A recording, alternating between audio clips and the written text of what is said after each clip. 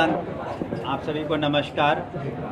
न सिर्फ सक्षमता लेकिन बीपीएससी से जो पास है कमीशन से भी, तो वो बिल्कुल अंतिम चरण में है। अगले 2-3 दिन में हम लोग पूरा कर लेंगे और आप लोगों को हमने जैसा कहा था, सदन में भी कहा था कि हम लोग यथासंभव उसको उदार रखेंगे और उसमें जो महिलाएं हैं या जो बीमार हैं या साध्य रोग्य है या जो ऐसी महिलाएं जो सिंगल हैं, तो इन लोगों का विशेष ध्यान हम लोग रखेंगे और कोशिश करेंगे कि अधिकांश जो पिटिशन आए हैं उनको एड्रेस करने का।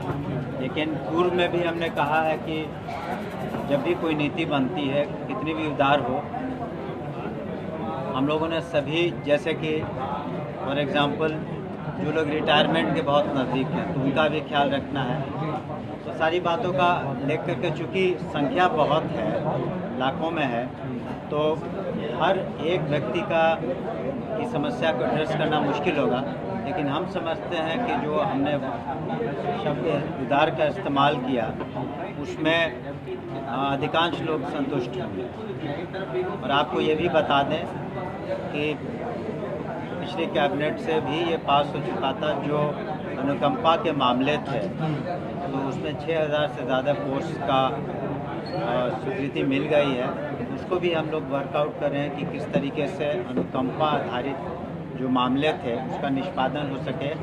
और वैसे जो इनके कैंडिडेट हैं जो अनुकंपा की नियुक्ति के लिए क्वालिफाई करते हैं, उनका हम सही इस्तेमाल कर सकें। सर ये अगली जो कैबिनेट होने वाली है, क्या उसमें इसको मंजूरी मिलने वाली है क्या?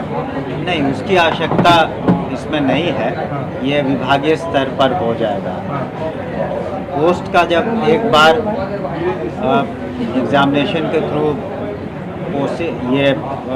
पोस्ट को सैंक्शन किया जाता है कैबिनेट के द्वारा, फिर नीति निर्धारण होता है कि किससे कहाँ पर किसको अपॉइंट करना है कैबिनेट के द्वारा। लेकिन जो ट्रांसफ़र इत्यादि का जो वो डिपार्टमेंटल इशू कहा था 30 सितंबर तक हमने कहा था कि हम लोग उसको मंजूरी देंगे। आज 25 तारीख है, 30 हमने कहा ना, बिल्कुल अंतिम 1-2 इश्यूज़ हैं, 30 सितंबर से पहले हम लोग उसको अनुमोदन देंगे। सर एक सवाल और है कि 350 शिक्षक ऐसे हैं होने का मामला सामने आया है, वो डीओ को लिस्ट बना के भेजा गया है। कुछ लोग सक्षमता परीक्षा जो दोबारा उसमें शामिल नहीं हुई, उनको लगा कि उनकी डिग्री पकड़ी जाएगी। सर ऐसे 350 शिक्षक हैं, क्या इनके खिलाफ कोई कार्रवाई करेंगे आप लोग? देखिए, आप लोग के पास भी है सर। देखिए, जहाँ भी वैसे मामले जहाँ गड़बड़ी की आशंका होती है या सर्टिफिकेट्स में कोई लगता है प्रथम दृष्टया कि अनियमितताएं हैं या कहीं जालसाजी है, तो उसको हम लोग चाहते हैं कि पहले उसकी गहन छानबीन हो जाए, इंक्वायरी हो जाए और उसके बाद जो विधि सम्मत कार्रवाई होगा लोग करेंगे। लेकिन इतना निश्चित है कि अगर कोई भी शिक्षक या शिक्षिका अगर उसने अपनी नियुक्ति कराई हो कभी भी पंचायती राज व्यवस्था में या किसी भी माध्यम से और बीपीएससी में अगर कोई गड़बड़ी पाई जाती है, तो निश्चित रूप से विधि सम्मत कार्रवाई तो होगी। लेकिन उसके पहले हम लोग जांच करके आश्वस्त हो जाना चाहते हैं कि वास्तव में ये बातें सही हैं, ताकि कोई निर्दोष व्यक्ति उसमें कोई फंसे नहीं। लेकिन अगर दोषी है, उसने गड़बड़ी की है, तो विधि सम्मत कार्रवाई हम लोग करें।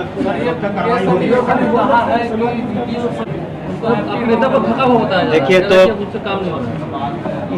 पिछले 19 साल से और उससे भी पूर्व रेल मंत्री ने माननीय नीतीश कुमार जी बिहार की तस्वीर उन्होंने बदली हर क्षेत्र में, चाहे वो शिक्षा हो, स्वास्थ्य हो, रोड हो, बिजली हो, पानी हो। और इस तरह के जो बेतुकी बातें करना किसी को शोभा नहीं देता।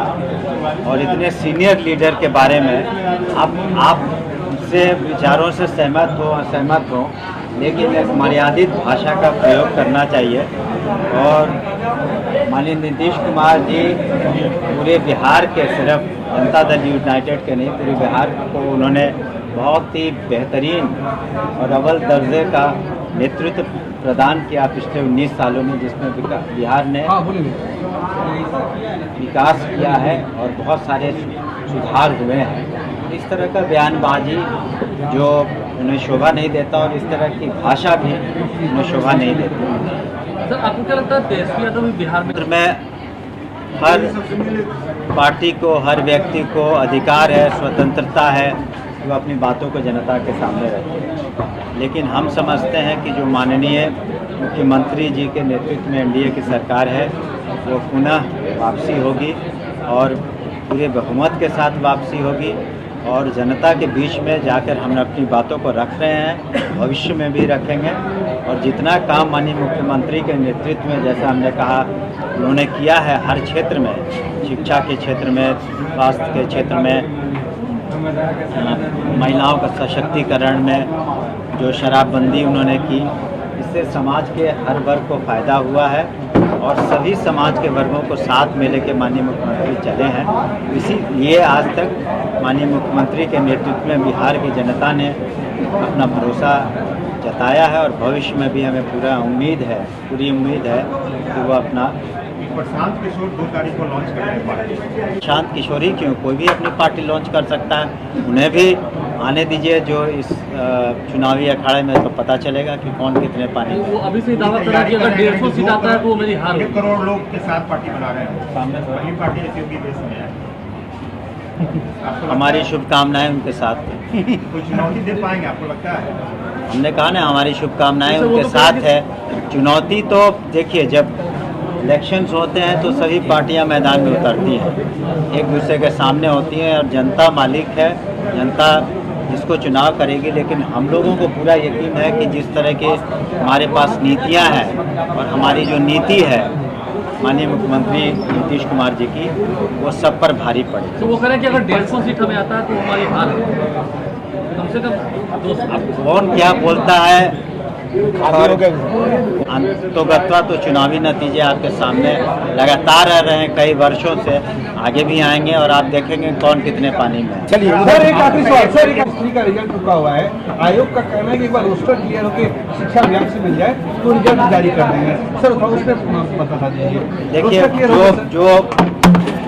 जो माननीय उच्च न्यायालय का निर्देश के आलोक में जो दायरा बढ़ाया गया था रिजर्वेशन का, वो रद्द हुआ, उसके कारण अब पूरा उसको रीवैल्यूएट करना पड़ रहा है, जिसमें चूंकि लाखों लोगों ने दिया है उसमें थोड़ा टाइम लग रहा है और कोई दिक्कत नहीं। सर कितना समय लगेगा रोस्टर क्लियरेंस? अब हमको लगता है दशहरा के तुरंत बाद होना चाहिए। सर शिक्षकों की संख्या बढ़ी है, कहना कि किस रिपोर्ट की बात करें आप पता नहीं, लेकिन एक आपको 2-3 आंकड़े मैं बताता हूँ। 2001 में महिलाओं की साक्षरता करीब 34% थी, आज 74% है। स्कूल ड्रॉप आउट पहले 2005 में करीब 12% से ज़्यादा था, आज 1% से कम है।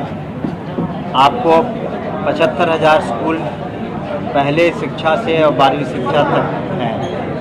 संख्या पहले 2005 में शिक्षकों की 1.5 लाख से कुछ ज़्यादा थी, आज 5,77,000 से ज़्यादा है।